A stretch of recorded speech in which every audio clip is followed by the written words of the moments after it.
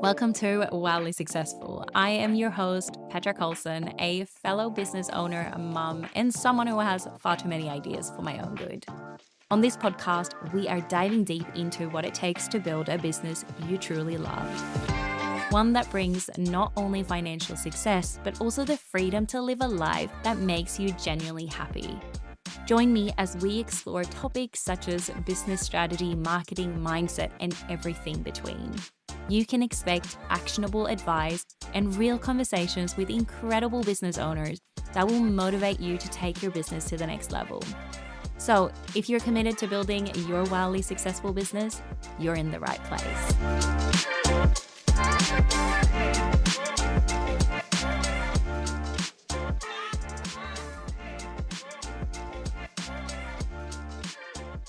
Hello, and welcome back to Wildly Successful. In today's episode, I am sharing something a little bit different. I'm sharing 3 unexpected business lessons or reminders that came through while I was in Bali. So I spent 5 nights at the most beautiful retreat, one that's built specifically for entrepreneurs.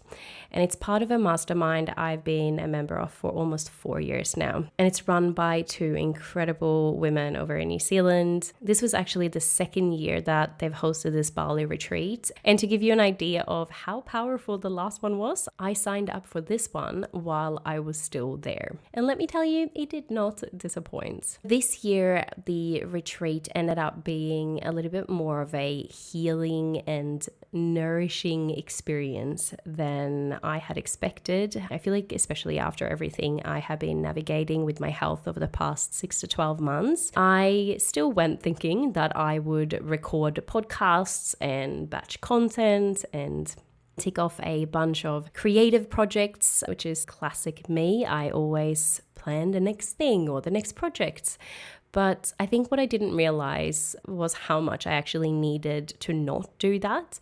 Instead, I needed to spend time just slowing down. We did breath work, cacao ceremonies, we did aromatherapy, tarot, and I just had the most beautiful, healthy conversations, spa treatments, and some really long naps, but just space to be. And even though I didn't plan it that way, the insights came anyway, in the quiet moments, in the reflections, in the conversations. So in this episode, I am sharing 3 business lessons that surfaced for me while I was there. 3 reminders that really helped me focus on what really matters and how I want to keep building this business. So let's get into them. Okay, I'm going to start this episode a little backwards because this lesson actually came to me on the last day of the retreat. And it was during a conversation I was having with one of my mentors, and we were talking about where I'm currently at in my business and the tensions that I've been feeling and the desire to do things differently and this quiet nudge that I've been having around talking about things differently as well. And we ended up talking about messaging, and more specifically my messaging. And I have to sort of admit something. I think I have been a bit vanilla. And look, there's nothing wrong with vanilla. It's classic, it's polished, it's safe, but it also tends to blend in a little bit. And I don't want to blend in. I want to be strawberry or chocolate or something that makes people pause and go, oh, this is different. Because I think in business, and especially when it comes to marketing, it is so easy to play it safe, to sound really professional and polished and articulate and maybe a little forgettable. And that might be one of the reasons why your content isn't blooming the way you want it to. Not because you're doing it wrong, but because you're not saying anything that stands out. So for me, the question became, what do I really want to say? And what do we as a business believe in? And I think most importantly, what is it that we are not about, that we haven't been talking about enough?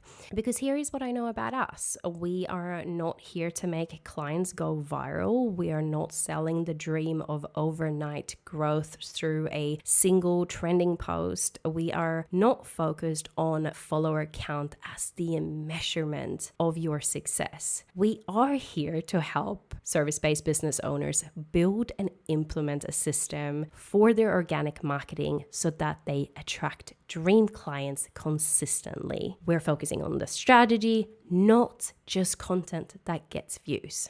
Because you can have 100,000 followers and still struggle to sign clients. And I know that might sound wild because you have this idea that a bunch of followers will solve your problems. But trust me, I have seen multiple scenarios where big social media accounts does not equal a lot of leads or a lot of sales. So this lesson I think is a super powerful one. It is your marketing truly reflecting what you stand for? Or is it just falling into the safe but forgettable zone? Whether it's social media or email or your website or anything else, I just want you to stop and ask yourself, is my content vanilla? Or is this something that makes your dream clients pause and makes them feel curious, like they want to know more? The second lesson came to me on the first morning of the retreat. We had an early yoga session up on the rooftop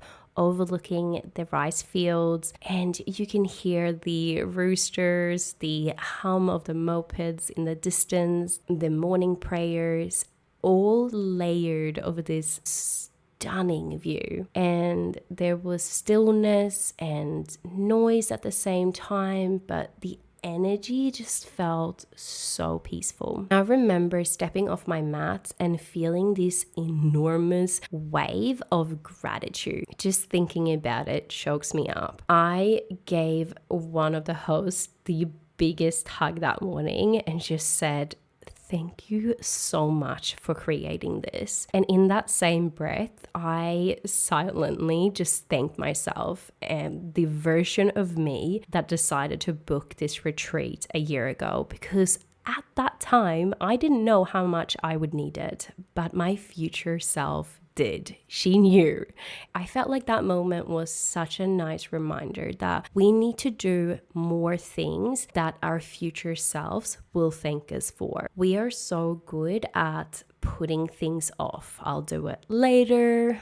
I'll go on that trip next year, or I will invest in my health, or I will go to the gym tomorrow, or I will rest when things slow down. But whether it's your life or business, most of the things that truly matters just don't have an immediate return. And it's the quiet actions that are building momentum over time. And in business, especially when it comes to marketing, it's the same. What can you do today? Not for the instant results, but to support the business you want to have in 6 months from now. Maybe it's showing up on your stories even when it feels quiet, or maybe it's recording that podcast that no one has asked for yet, or maybe it's finally launching that thing that's been sitting in your Google document for 6 months. Not because it guarantees anything right now, but because the version of you down the track, the one with consistent leads and dream clients reaching out, that version of you will be so glad you did it. So whether it's your health, your growth, your systems, ask yourself, what is it that I can do today that my future self will thank me for? The third and final lesson did not come from the retreat itself, but it came from a YouTube video I watched while I was in Bali, and it completely reframed the way I think about quality in business.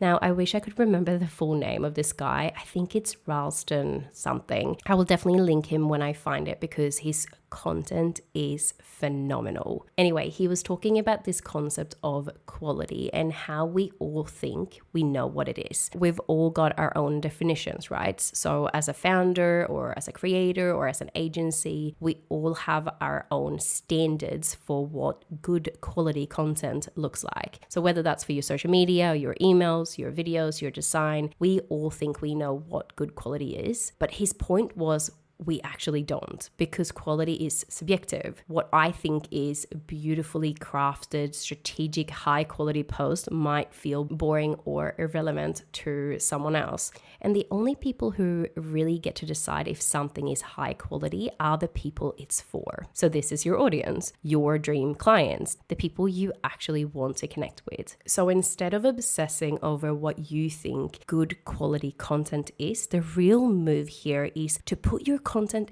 out there and watch what lands. Let them tell you what high quality is through their engagement, through their response, through their actions, through conversions, because they are the ones who decide. I think this applies beyond content too. You could be designing the most beautiful offer and the most in-depth process and the most polished client experience, but if it doesn't resonate, if it doesn't connect, or if it doesn't move the right people forward, doesn't matter how you think it is. Here's the question I am now asking myself, and I would invite you to sit with this too. Where in your business are you assuming something is high quality, but you're not actually measuring it through the lens of your dream clients? Because your version of quality doesn't build trust. Theirs does. So those are the first 3 lessons that really landed for me during my time in Bali.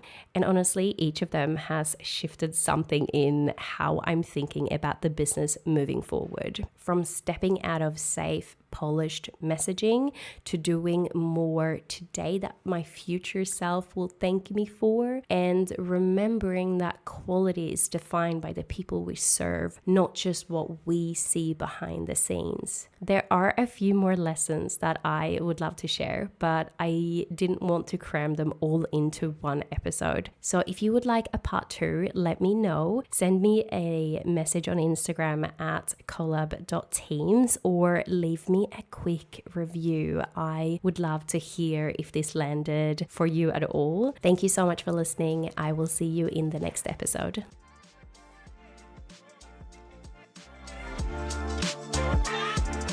Thank you so much for joining me today. I hope you've enjoyed this conversation.